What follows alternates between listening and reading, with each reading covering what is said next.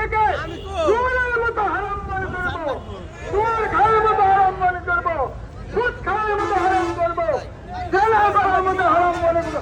যে সমস্ত ভাইয়েরা ইসরায়েলে পণ্যের কি আছেন, এজেন্ট আছেন, তাদেরকে সাবধান করে দেয়, আপনারা এই এজেন্টকে বয়কট করেন, না হলে কিন্তু আপনাদের প্রতিশোধ হবে। আমি আমার এই কথা বলে শেষ বক্তব্য রাখলাম।